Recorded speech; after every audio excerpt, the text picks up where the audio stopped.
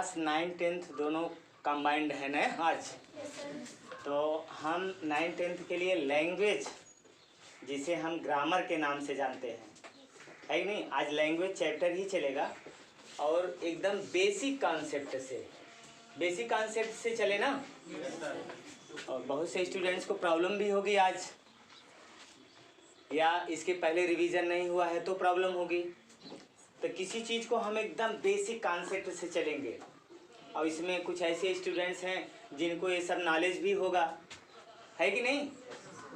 लेकिन नहीं, keep patience yourself and start with basic concept. Okay, तो बेसिक कॉन्सेप्ट हमारा सबसे पहले स्टार्ट कहाँ से होता है? एकदम लोएस्ट, जीरो बेस से ना। तो आइए हम देखेंगे जीरो बेस से, और जहाँ भी जैसी भी समस्या जिसको भी क्रिएट होती है, एनी टाइम आप उसको पुटअप कर सकते हो क्वेश्चन, नो प्रॉब्लम। ठीक, आइए देखते हैं। सबसे बेस पॉइंट हमारा स्टार्ट होता है इंग्लिश लैंग्वेज का अल्फाबेट से। किस से स्टार्ट होता है? Alphabet. Word means word no, word अक्षर। और माला मीन्स समूह, तो अक्षरों का समूह, वर्ड माला। ठीक, वर्ड मीन्स अक्षर और माला मीन्स समूह, तो अक्षरों का समूह। A combination of letters, a combination of 26 letter is called alphabet, है कि नहीं। अगर हम उसका डेफिनेशन अगर क्रिएट करना चाहें तो सीधा बोलिए आप, a combination of 26 letters is called alphabet. Means if someone put up a question to you that how many letters are there in the English alphabet, then you can give answer that there are 26 letters in the alphabet. Understand? Yes, sir. Now a combination means, you know, what is the meaning here? Combination, समूह। Combination means you can say as a group.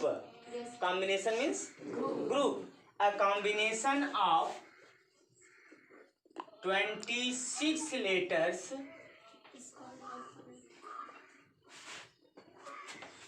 is called alphabet. Sir बस वहीं तक, बस हाँ यहीं तक जा रहा है। हाँ। क्या आते हैं? और 26 letter, first of all 26 letter कौन कौन से हैं? A to Z. Everyone know about this ना? Yes, sir. 26 letters A to Z। और इसी A to Z 26 लेटर में क्या आते हैं आपके? वावेल्स आते हैं। वावेल्स मैंने लगाया, यस यूज किया। क्यों? 5 letters. क्योंकि 5 है ना। 1 से अगर एक भी अधिक होता है तो प्लूरल की तरफ फॉर्म करता है ना, इसलिए वावेल्स लिखेंगे ना कि वावेल। तो वावेल मीन्स होता क्या है? स्वर। स्वर कितने होते हैं? 5। देयर आर 5 लेटर्स ना, 5 letters in the Wavell. Okay, अब 5 letters which tell me? Good. A E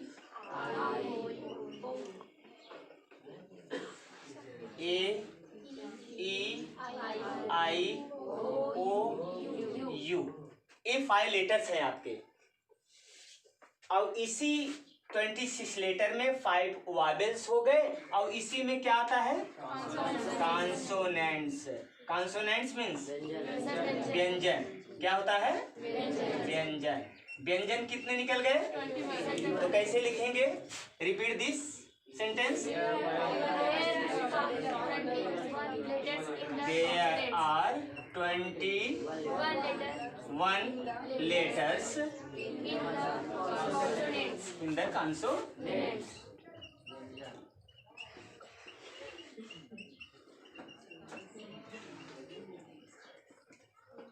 ठीक, 21 लेटर्स इन द कॉन्सोनेंट।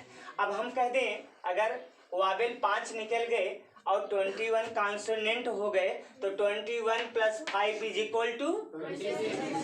= बराबर हो गया ना 26 अक्षर। अब देखेंगे एक वावेल और कॉन्सोनेंट किस लिए बनाए गए, किसके लिए बनाए गए? आर्टिकल्स के लिए। किसके लिए बनाया गया? आर्टिकल्स के लिए। अब आर्टिकल्स क्या है? How many types of article? Only 2। Why you can say 3? A and the? That is totally wrong. There are 2 types of article. That is fair. There are 2 types of article.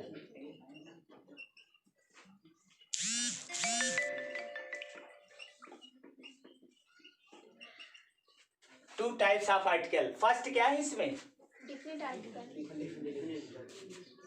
Definite article. इसमें ऐसा कोई talented नहीं जो reply दे सके। First है आपका definite article. Definite article. Definite article निश्चित वस्तुएं। आर्टिकल्स मीन्स वस्तुएं। क्या होता है? वस्तुएं। Definite article. अब डेफिनिट आर्टिकल के अंतर्गत आता क्या है? द। क्या आता है? द। ए एंड द जो हम बोल रहे हैं तो डेफिनिट आर्टिकल के अंतर्गत द आता है। अब इसका यूज कहाँ किया जाता है द का? तो कैसे? यहाँ लिखेंगे एरो लगा करके, it is used before. Before means पहले। Before famous.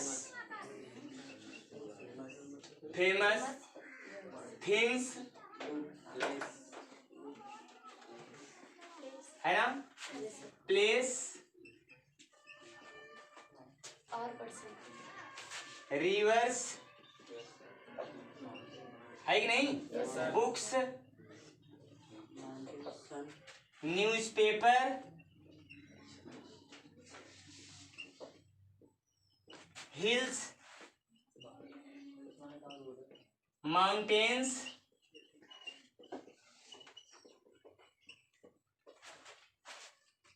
और इसके बाद प्रॉपर नाउन के अंतर्गत आप जैसे मून हुआ है ना, सन हुआ, ऐसे बहुत हैं। ETC कर दें। इसके लिए हम कहते हैं टाइम्स ऑफ इंडिया, तो कैसे लिखेंगे? अगर कह दिया use suitable article given below the words, और मैं कह दिया कि टाइम्स ऑफ इंडिया, तो क्या लगाएगा? The times of India. मैं कह दिया गंगा, महाभारत, सन, शेक्सपियर, ऐसे ना? तो ऐसे में हम द का प्रयोग करते हैं जो प्रसिद्ध चीजें हैं, और उसके पहले हम द का प्रयोग करते हैं। अब इसी में एक डेफिनिट आर्टिकल हो गया, और सेकंड क्या हो जाएगा? Indefinite article. इसकी हिंदी क्या है? हाँ, इनडेफिनिट आर्टिकल्स। अब इसके अंतर्गत क्या आएगा? ए और N.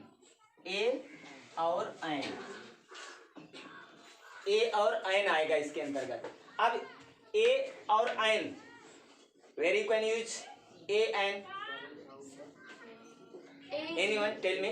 So A is used before the consonants and N is used before the vowels. Yeah, before vowel sound and before consonant sound. Yes. You are the student of 10th or 9th? Sir, ninth. 9th? Yes, sir. तो कैसे लिखेंगे? A is used. A is used before Consonant. consonant sound. Sound बोलना पड़ेगा ना? Yes, sir. Consonant sound. Sound means Sir, ध्वनि। Before consonant sound. N is used. before vowel sound. हाँ, N is used before Vowel sound. vowel sound.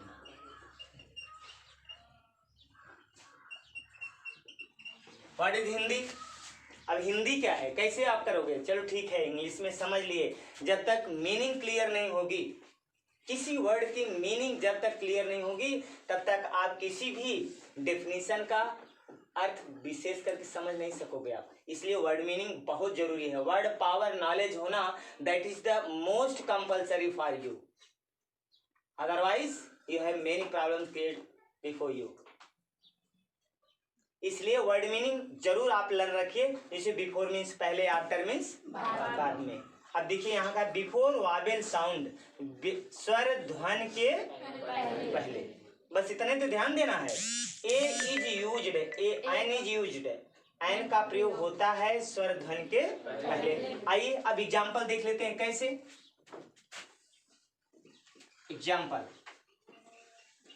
Example में जैसे हम कह दें पैरॉट, select what is used here, N or A? A parrot, because of the first letter related with the consonant, so we use A before the parrot. कैसे लिखेंगे तब? A parrot। इसी प्रकार से क्या है, टेबल, क्या हो जाएगा? A table. है समझ में? Yes, sir. अब आइए एन, एन का एग्जाम्पल कोई ले लीजिए। अगर उसका एग्जाम्पल हम देखेंगे, जैसे हम कह दें एरोप्लेन, तो क्या हो जाएगा? एन एरोप्लेन हो जाएगा यहाँ। समझ में आ रही बात ना सबको? अब इसी में अगर हम कह दें ऑनेस्ट, क्यों?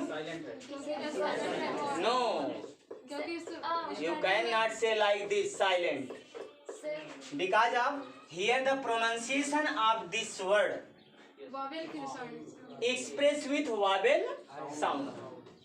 क्योंकि यहाँ यच का जो उच्चारण हम कर रहे हैं वो वावेल साउंड से हो रहा है ना। ऑनेस्ट, कैसे?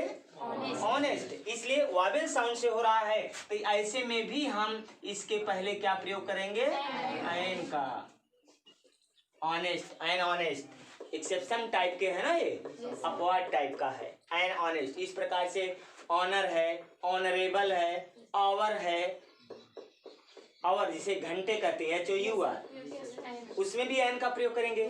तो ये हो गया आपके वावेल और कॉन्सोनेंट को यूज करने के लिए आर्टिकल का यूज करते हैं, जहां वावेल और कॉन्सोनेंट के पहले सब यूज होते हैं। ठीक है ना? अब इसी श्रेणी में बेसिक कॉन्सेप्ट के अंतर्गत आपका आता है क्या? वर्ड। क्या आता है? वर्ड। वर्ड मीन्स शब्द। अब हम देखेंगे ये वर्ड का निर्माण किससे होता है? वर्ड से होता है या लेटर से होता है? किससे होता है वर्ड का निर्माण? लेटर से होता है। तो कैसे लिखेंगे? अ combination of letters is called a combination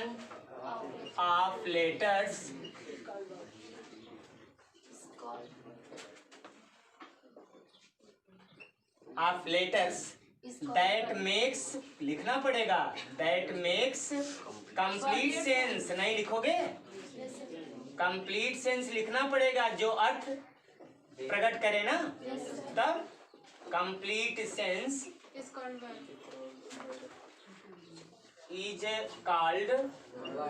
word।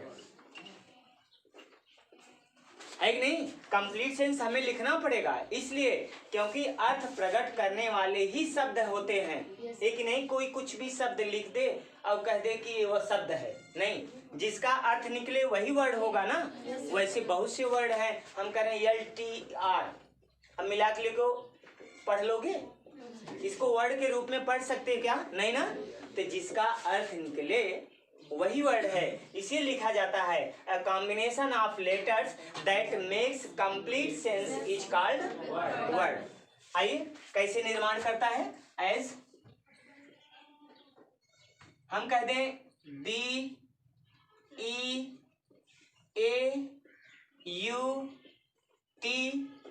I F U L letter है सब, Yes, sir. सब लेटर है ना। अब इसको मिला करके जब हम लिखेंगे तो क्या हो जाएगा? BEAUTIFUL। अब क्या बना? वर्ड का निर्माण हुआ। Yes, sir. इसका सेंस भी निकल रहा है। Yes, sir. क्या सेंस निकल रहा है? सुंदर। अर्थ निकला ना। Yes. तो अर्थ निकलता है जिसका वही वर्ड है, एक नहीं कुछ भी लिख दीजिए वर्ड हो जाएगा। इसलिए इतना कह लेना हमारा इनफ नहीं है कि combination of letters is called word. That is totally wrong definition. You can say that a combination of letters that make complete sense is called word. Now you will never forget ना। No, sir. या next word, word के बाद आ जाता है आपका sentence. क्या आता है? सेंटेंस। कवर हो रहा है? सेंटेंस, सेंटेंस मीन्स जब वर्ड का निर्माण कॉम्बिनेशन ऑफ लेटर से हुआ तो सेंटेंस का निर्माण किससे हुआ? वर्ड से, बराबर ना।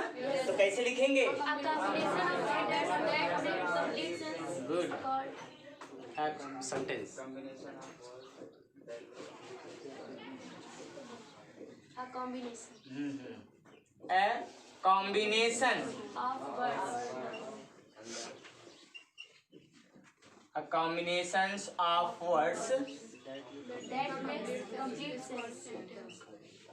that makes Complete sense is called sentence. complete sense is called sentence, है ना। Yes, sir. तो इस फॉर एग्जाम्पल, आइए एग्जाम्पल देखते हैं इसका। एज ए स्ट्रॉन्ग मैन, इसमें शब्द अलग अलग हो रहे हैं नहीं। ए शब्द है, स्ट्रॉन्ग है, मैन है, Yes. कैन है, बुल्ड है, ए स्ट्रॉन्ग नेशन। ये देखो एक सेंटेंस का निर्माण हुआ। Yes. और इसका अर्थ भी स्पष्ट हो रहा है। Yes, sir. सेंटेंस वही होगा जिसका अर्थ भी निकले ना। Yes, sir. The combination of words that makes a complete sense। अब complete sense निकालें कैसे? एक मजबूत आदमी ही मजबूत राष्ट्र का निर्माण कर सकता है। अर्थ निकला नहीं? तो क्या है आपका? सेंटेंस। समझ में आई बात? ये कॉन्सेप्ट क्लियर हुआ सबको? इसको आप नोट कर लीजिए, फिर आगे देते हैं। सुने हैं इस वर्ड को? सिलेबल। सिलेबल मीन्स क्या होता है? वाक्यांश। क्या होता है? वाक्यांश। Syllable, what is syllable? देखिए सबसे पहले इसका डेफिनेशन हिंदी में सुन लेंगे आप। सिलेबल है क्या? किसी शब्द का उच्चारण, क्या? किसी शब्द का उच्चारण एक बार में जितनी बार हम बोलते हैं उसे हम क्या बोलते हैं? वाक्यांश, सिलेबल कहते हैं। तो द वर्ड, कैसे डेफिनेशन लिखेंगे? The word which we pronunciate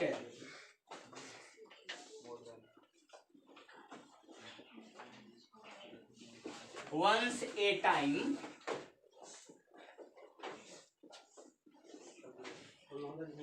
is called syllable, is called syllable।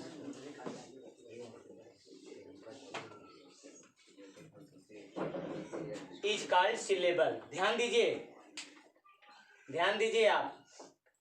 किसी शब्द का उच्चारण एक बार में जब हम बोलते हैं उसकी जितनी बार वो उच्चारण निकलता है उसे हम क्या बोलते हैं? सिलेबल, वाक्यांश कहते हैं। कैसे? आइए एग्जाम्पल से और क्लियर हो जाएगा आपका। एग्जाम्पल देखिए। जैसे हम कह दें मदर,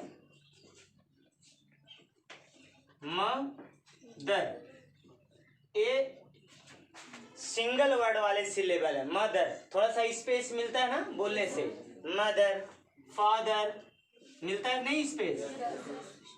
ये सिंगल वर्ड वाले हमारे सिलेबल हैं, और सिलेबल एक से अधिक भी होते हैं। 2 सिलेबल वाले वर्ड, 3 सिलेबल वाले वर्ड, 4 सिलेबल वाले वर्ड ऐसे भी होते हैं। ये तो सिंगल सिलेबल वाले हैं। 1 सिंगल वर्ड वाले, सिंगल सिलेबल वर्ड। अब देखिए डबल सिंगल वाले, डबल सिलेबल वाले कैसे होंगे? अगर हम कह दें डबल सिलेबल में, देखिए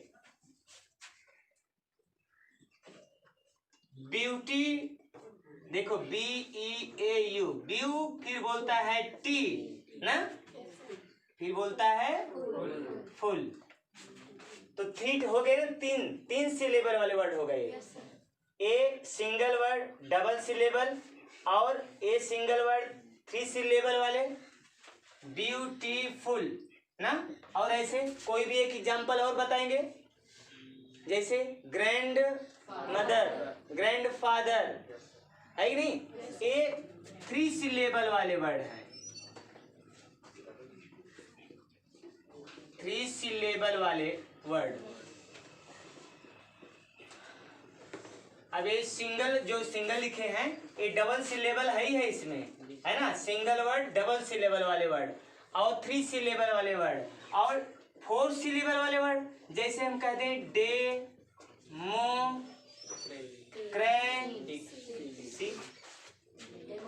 डेमोक्रेसी, डेमोक्रेसी, सब में स्पेस मिल रहा है बोलने से ना। तो ये क्या है?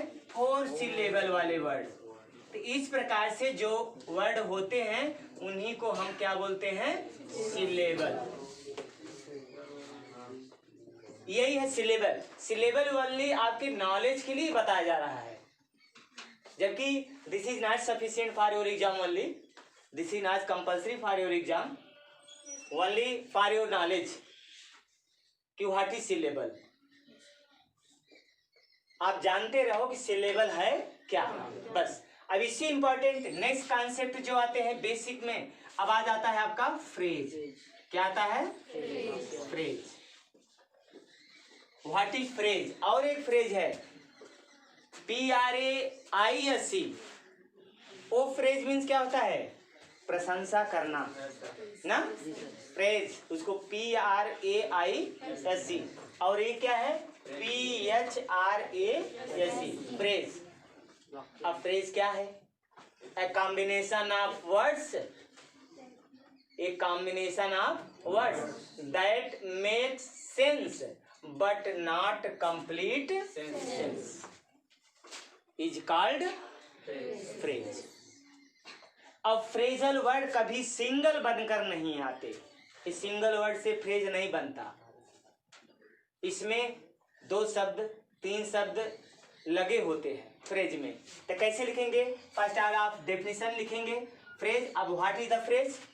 What is the meaning of the phrase? The combination of the word A combination of words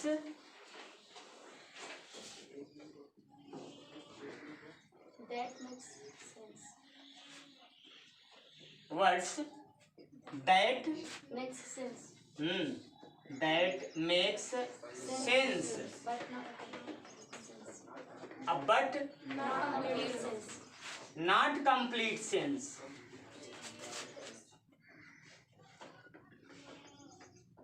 Is called phrase. Complete sense is called Phrase. phrase.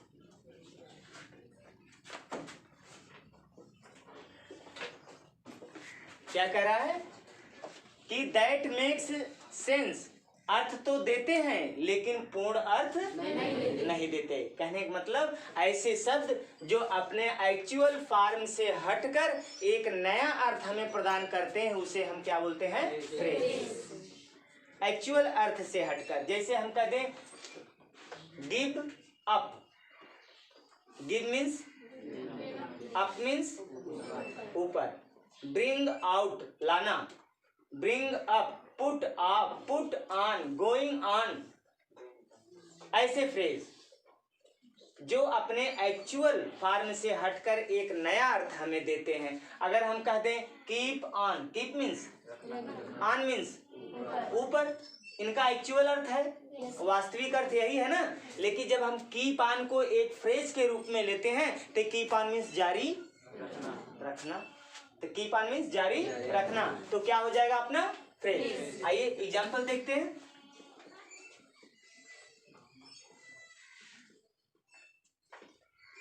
जैसे कीप ऑन या remove out,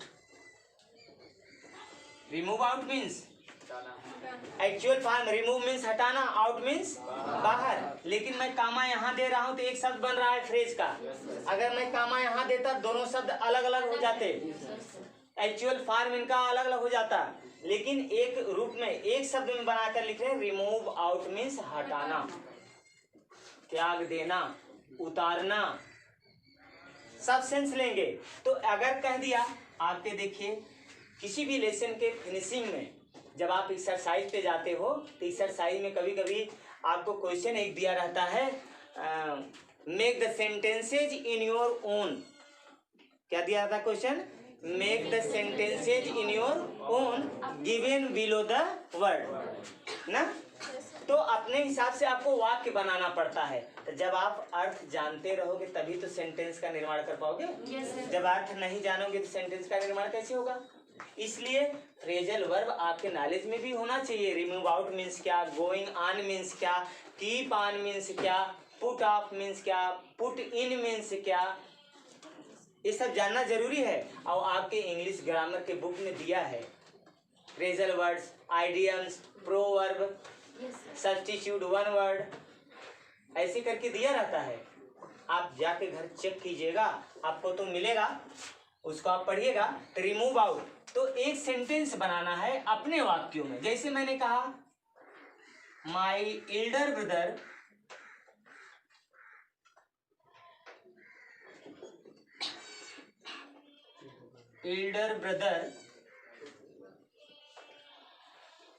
remove out his shoes when he entered in the room। और छोटा sentence भी बन सकता है, और छोटा सेंटेंस भी बनता है।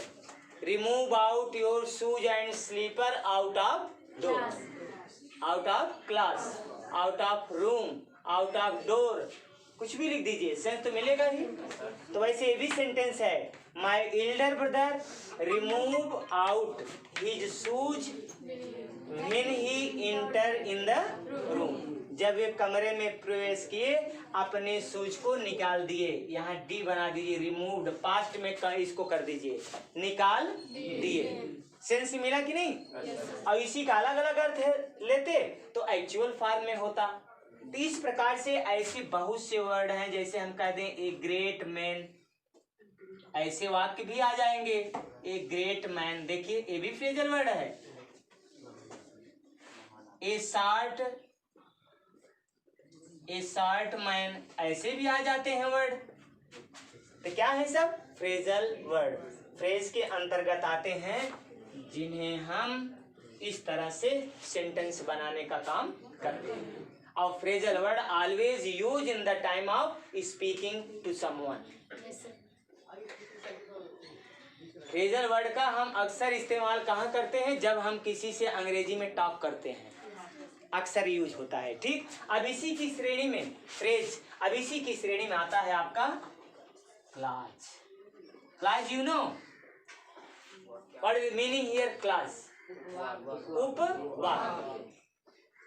Class you can never see in the single sentence, always you can see the double sentence in the clause। कभी सिंगल सेंटेंस का क्लास नहीं होता, डबल सेंटेंस जरूर मिलेंगे, 2 सेंटेंस, 3 सेंटेंस, 4 सेंटेंस के भी होते हैं, इसीलिए इसको हिंदी में क्या कहा गया? उपवाक्य। किसी सेंटेंस का एक उपभाग। जैसे हम कह दें the sun rose, the fog disappeared. अब द फॉग डिसअपीयर्ड किस पे डिपेंड है? द सन रोज पे, सूर्य उदय हुआ और कोहरे अदृश्य हो गए, खत्म हो गए। तो एक दूसरा वाक्य हमारे पहले वाक्य पर डिपेंड है कि नहीं? Yes. इस प्रकार से डबल सेंटेंस आपको क्लास में देखने के लिए मिलते हैं। और क्लास मीन्स होता है उपवाक्य। Sir, what is the meaning of phrase, sir?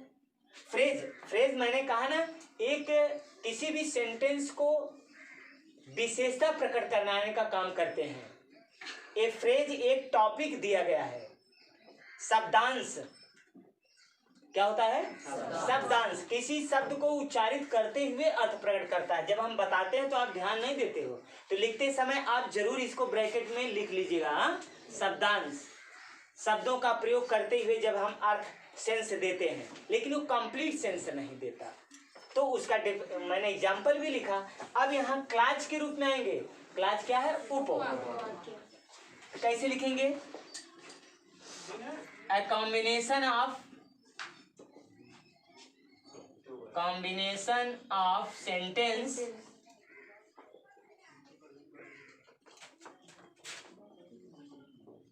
which contains means क्या? contain means रखता है। contain means रखना। which contains a subject and predicate। Subject means करता, लेकिन यहाँ सब्जेक्ट मीन्स क्या करेंगे? उद्देश्य। A subject and predicate is called clause. ये देखो, इज कॉल्ड क्लाज। ये सब्जेक्ट एंड प्रेडिकेट, सब्जेक्ट और प्रेडिकेट दोनों पार्ट रखते हैं। अब एग्जाम्पल प्रमोट कर लो, देख लो, एग्जाम्पल से क्लियर हो जाएगा आपको कैसे। जैसे हम कह दें he says that I am brilliant student। I am brilliant student।